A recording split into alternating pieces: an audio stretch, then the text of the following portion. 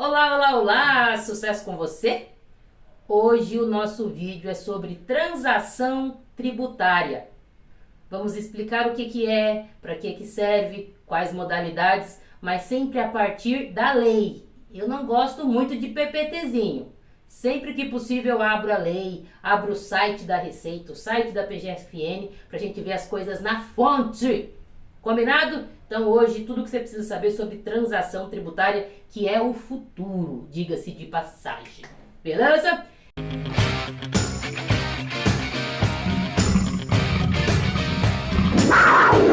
Lembrando que meu nome é Verônica Magalhães e neste canal eu te ensino como se tornar uma pessoa tributarista 10 vezes mais desejada e requisitada pelo mercado de trabalho que, portanto, alcança remuneração acima de 10, 15, 20 mil reais ou mais. Certo? Bora lá então? O que é transação antes de mais nada? Vamos ver onde que está escrito esse negócio de transação aí pela primeira vez? No nosso Código Tributário Nacional. Vamos ler? Vamos ler a lei? Vamos pegar na fonte? Então vamos ver, ó, artigo 156. Para quem está começando, olha que legal. Site do Planalto, não tem mais vademecum hoje em dia, viu? Site do Planalto pega a lei atualizadíssima e vê o que você precisa. Melhor coisa, gente. Então tá aqui, ó, modalidades de extinção do crédito tributário. Uma coisa que extingue, o que é extinguir? Desaparece, não é mesmo? Então, um crédito tributário nada mais é, do ponto de vista do contribuinte, por exemplo, eu, Verônica, se eu estou devendo imposto de renda, para mim é um débito.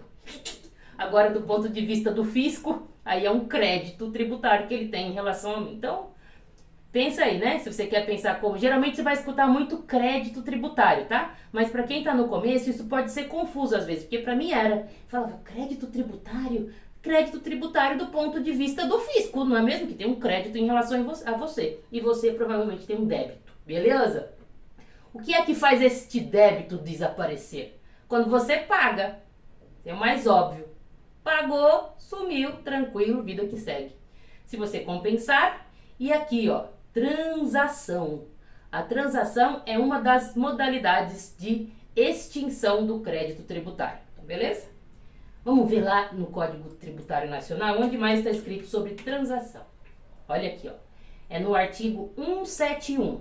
Olha aqui, 171. Para quem é do penal aí, ó, 171 é estelionato, meu. 171, já ouviu falar? Piada só de advogado. Ai, advogado é bicho sem graça. Olha lá o que diz o artigo 171 do Código Tributário Nacional. A lei pode facultar, então é uma faculdade, nas condições que estabeleça aos sujeitos ativo e passivo, ou seja, o fisco e nós, né, contribuintes, celebrar transação. Aí aqui termina a explicação, ó, que mediante concessões mútuas, importe em determinação de litígio e consequente extinção de crédito tributário. Então, qual é a premissa de uma transação tributária? São concessões das duas partes. Não sei, quem é casado, quem namora, tico-tico no fubá, qualquer coisa. Tem um determinado momento, eu casei faz 2 anos, só que eu era solteirona convicta, valeu? Muito convicta, inclusive eu era solteira que eu aproveitava minha solteirice. Casei. E adivinha, viver junto é difícil. E tem hora que meu marido chama Luiz. Luiz faz umas coisas assim que eu falo, meu, tá me incomodando. E eu até tenho razão. Por exemplo, ele é cozinheiro, né? Às vezes, gente, ele deixa uma zona nessa casa que eu falo, Luiz do céu, pelo amor de Deus. E outra coisa que ele faz, ele escova o dente e deixa a pia cheia de creme dental. Eu não sei por que ele não consegue escovar o dente dentro da cuba ali e vaza creme dental na pia inteira, velho. Eu não consigo compreender isso. E não adianta, sei lá, eu já falei trocentas vezes. Até que eu tenho um pouco de razão, vai, vamos combinar, não tem necessidade disso.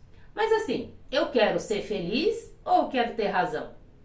Então, como eu faço coisas que incomodam ele também, então a gente faz concessões mútuas. Eu suporto lá a pia cheia de creme dental, a cozinha suja, quando dá na telha ele limpa.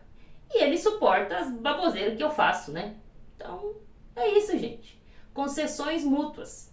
Significa que nenhuma das duas partes estão preocupadas ali em ganhar ou perder. Elas estão preocupadas em acabar com o litígio. Olha que interessante.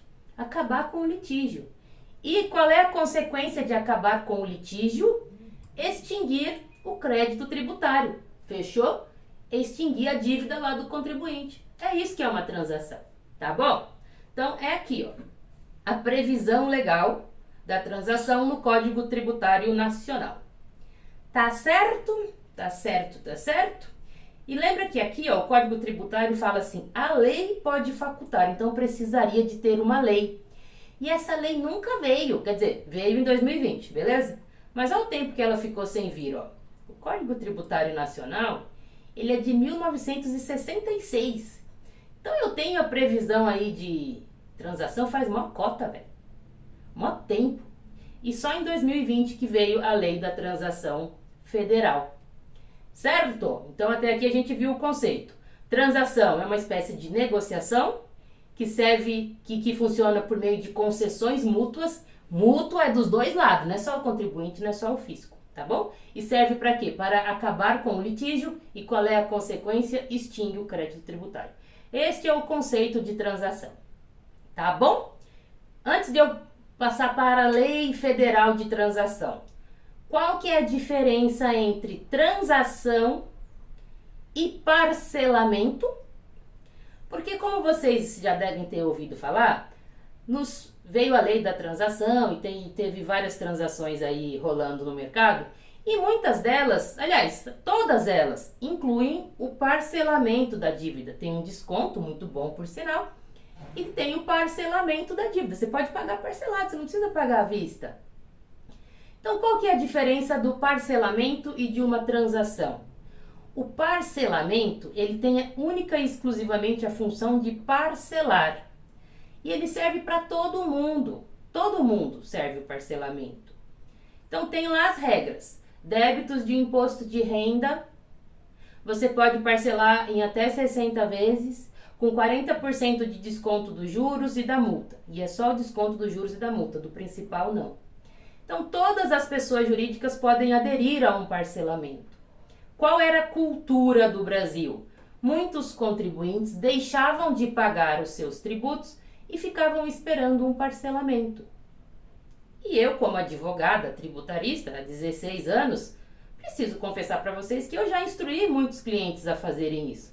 Olha, aguenta seu coração, segura essa dívida, quando vier um parcelamento você paga. Essa é a cultura. Então, parcelamento, resumo da ópera. O nome já diz, ele só serve para parcelar e as condições de lá servem para qualquer pessoa. Todo mundo que tiver débito de imposto de renda e quiser parcelar, é só aderir ao parcelamento se ele tiver no prazo, tá bom? A transação não. A transação é uma negociação. E a transação tem que ser específica para alguns tipos de tributos, que a lei pode definir. Qualquer tributo é passível de transação, tá? Mas a lei tem que especificar que tributo que é. E a transação depende de uma negociação ali. E a transação pode ter desconto do valor principal também.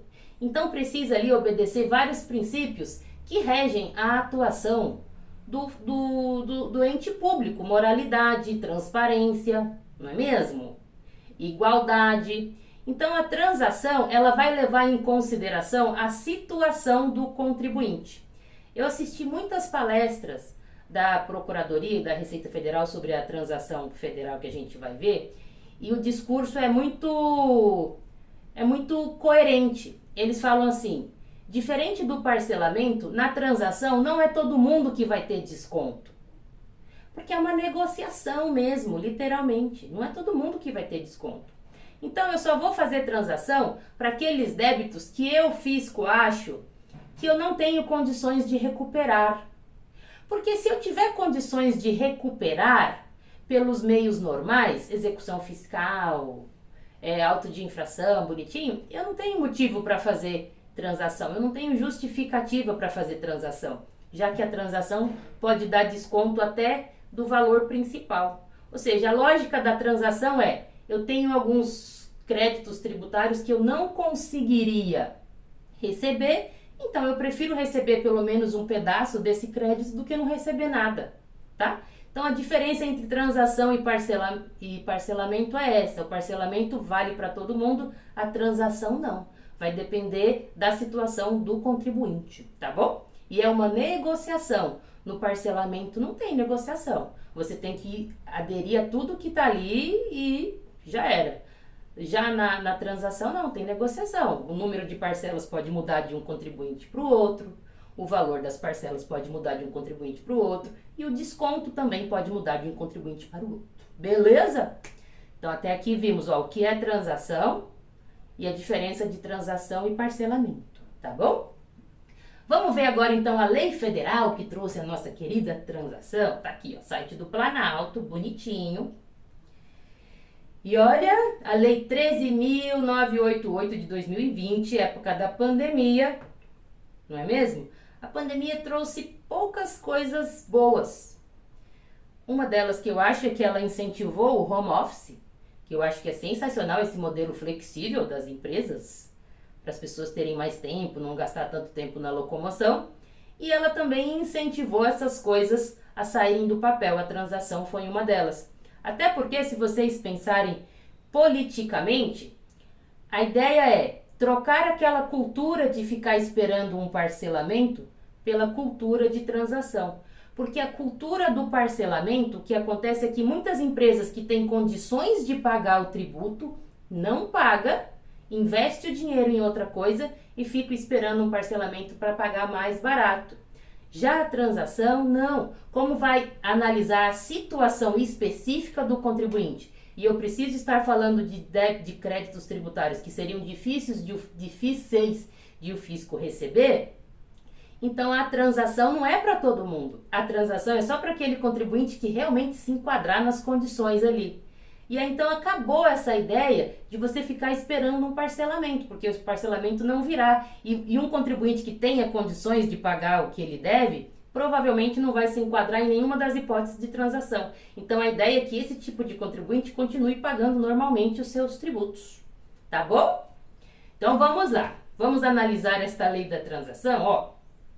Essa lei é uma lei federal, ou seja, foi a União quem deu o pontapé inicial para botar em prática a transação. Inclusive, o estado de São Paulo praticamente copiou a transação federal aqui e lançou um programa estadual também, mas não é o tema do vídeo de hoje, talvez um outro vídeo. Inclusive, dá um like aqui se você está gostando até agora, para incentivar o canal da pessoa, gente, pelo amor de Deus. Conta para os coleguinhas, tá bom? E me dá um feedback também, para mim é muito importante. Então a União Federal, a Procuradoria junto com a Receita foram as pioneiras aqui para trazer uma lei de transação. Olha que interessante, ó. Falando aqui, dispõe sobre a transação. Muito bem. Vamos ver o que diz a lei aqui? Eu não vou ler a lei inteira, mas os principais partes sim. Que inclusive, gente, eu prefiro analisar as coisas e explicar a partir da lei, a partir do site da Receita, a partir da fonte e não fazer um PPT. Sabe, eu acho que assim vocês aprendem melhor onde pesquisar. Porque eu sempre digo para os meus alunos, eu sou professora também, eu falo assim, gente, o cérebro da gente não é pra gente ficar decorando as coisas. Você tem que entender os conceitos e saber onde procurar. É a melhor coisa. Porque as coisas mudam, as leis mudam. Inclusive essa lei já foi alterada desde o dia que ela foi publicada em 2020, tá bom? Então por isso que eu gosto de tratar sempre das coisas na fonte. Até quando eu vou estudar conceitos tributários, eu sempre parto de um caso concreto. Eu pego uma decisão, abro e vou lendo ali. Então vamos ver o que diz essa lei, ó. Estabelece os requisitos para a União, né? As autarquias, as fundações e as partes adversas, ou seja, os contribuintes ou quem está devendo, né? Realizem transação, resolução do litígio relativa a créditos da fazenda pública, tributária ou não tributária. Ou seja, aqui eu posso negociar o pagamento de créditos tributários, né? Do ponto de vista do fisco é crédito, do ponto de vista do contribuinte débito. E eu posso negociar tanto débitos tributários quanto não tributários. Beleza? Muito bem, muito bem. Vamos ver aqui, ó. Ela fala no parágrafo primeiro em modalidades, ou seja, tem vários tipos de transação. Vamos ver quais são? Mas antes disso, ó, aqui fala de alguns princípios que têm que ser observados. Princípio da isonomia, da capacidade contributiva. Por isso que, para contribuintes com situação financeira diferentes, eu vou ter descontos diferentes e vou ter também parcelas diferentes, tá bom? Transparência. As negociações precisam ser transparentes, tanto que todas elas estão disponíveis no site da Procuradoria, todas elas. Moralidade. Razoável duração do processo, eficiência, tá? E tem que resguardar as informações protegidas por sigilo. Vamos ver já um acordo de transação aqui, ó. Eu gosto assim. Para vocês, eu gosto de mostrar na prática. Tá aqui minha pastinha. Tá aparecendo para vocês? Tá. Eu tenho uma pastinha aqui, ó. Transação, termo de transação da Samarco. Isso aqui é público. Peguei no site. Olha só o que está obedecendo aqui, ó. O princípio da transparência. Termo de transação da Samarco. Aí, ó, algumas informações importantes estão apagadas. Por quê? Olha o que diz a lei, ó. Resguardar as informações protegidas por sigilo. Estamos vendo na prática aqui, ó, como é que isso se dá. Tá bom? Depois a gente vai ver as outras cláusulas, mas olha o acordo, 19 folhas. Depois a gente vai ver na prática. Vamos lá. Qual outro? Ô, meu amorzinho, vem aqui, vem. Ah, coisa bonita, já foi fazer cocô, foi? Foi fazer cocô? Foi fazer cocô? Depois foi levar os cachorros para fazer cocô. Ai. Olha só. Quais alguns comportamentos que não são aceitáveis? Pelo devedor, pelos contribuintes. Usar a transação de forma abusiva. Gente, transação não é para empresa picareta. Não é. E eu digo, se a empresa for picareta, a Procuradoria ou a Receita Federal ou o Estado vai pegar em 2. De verdade, transação não é para empresa picareta. Transação é para empresa séria, que de fato quer pagar o que ela está devendo. Até porque uma das condições da transação, que vocês vão ver depois, é que a empresa se mantenha sempre com os tributos em dia depois que ela assinar a transação. Ou seja, se a empresa fizer uma transação e daqui 3 meses começar a pisar na bola, velho, não vai adiantar por bolhufa nenhuma, ela vai ser excluída. Então, transação é para empresas sérias. Coloquem isso na mente de vocês. Não é para picaretagem, não é, não é. A Procuradoria tem todas as informações. Não dá para enganar a galera de lá. Quando vocês vão com o fubá, a Procuradoria já está com a polenta pronta, beleza? Então tá aqui, ó. Contribuinte não pode usar de forma abusiva. Não pode usar pessoa interposta, ou seja, um laranja, né? Para ocultar bens, porque a Procuradoria vai analisar seus bens. Não pode vender os bens com o objetivo de dilapidar o patrimônio. Tem que desistir das impugnações, ou seja, se eu tenho um débito, ele já está constituído, obviamente, eu tenho que desistir para eu aderir à transação, tá bom? Não dá para comer o bolo e guardar o bolo, tá? Beleza? Renunciar a quaisquer alegações de direito, ou seja, no futuro eu não vou encher o saco do fisco falando, ai, eu me arrependi, meu Deus, eu acho que eu tinha direito, não devia ter feito a transação. Azar o seu, não tem isso mais não, tá bom? Vamos ver quais são os... Aqui tá falando, ó, o que é que implica em rescisão da transação? Você não cumpriu o que você prometeu, né, velho? Pô, eu gosto do direito, porque o direito, ele é muito... É questão de bom senso, assim, sabe? Tá na cara que se você não cumpre o que você promete, você tá fora, velho. Na vida é assim, você casa, você promete fidelidade, aí você vai lá e trai. Cara, a outra pessoa tá na razão se quiser largar do você, não é? Você não cumpriu, não é mesmo? Então, beleza. Então, você não cumprir, você vende seus bens. Então, não é para picaretas, por causa disso aqui, ó. Se você decretar falência, daí também extingue, tá bom? Se você fizer corrupção, aí que beleza, que maravilha. Fraude, não é para picareta. Uma vez pegado a picaretagem, você tá na roça. Aí, se rescindir a transação, ó, rescindiu a transação, todos os benefícios que você teve, eles vão embora. O débito volta pelo valor original. Então, se você devia R$1 milhão, você conseguiu um desconto de 500 mil. Aí vamos supor que você pagou 50 mil. Aí, dá 4 meses, você começa a pisar na bola. Aí você sai da rescisão, da transação, é rescindido. O que acontece? Seu débito volta a ser 1 milhão de novo, mais os juros, e esses 50 que você pagou, ele é usado para abater esse valor total da dívida. Mas os descontos, meu filho, já é, tá bom? E além disso, se você pisar na bola e for sair da transação, ó, durante 2 anos você não pode fazer outra transação. E eu digo para vocês, aqui tá falando que é 2 anos. Mas vamos supor, aí o contribuinte fala, não, então eu espero 2 anos, depois de 2 anos eu faço outra. Eu duvido que vai ser tão fácil, mesmo passando esses 2 anos, uma outra transação ser aprovada. Porque você vai ficar com a ficha suja, velho. Você, sabe, você bagunçou a sua reputação ali, que o procurador vai saber disso. Gostou, Você acha né? que ele vai querer negociar Esse com você vídeo de tem novo? a parte Tá bom? 2 e 3, porque a pessoa aqui gravou tudo de uma vez, depois ficou gigantesco pra subir, não deu certo. Então, corre lá pra assistir a parte 2 e 3.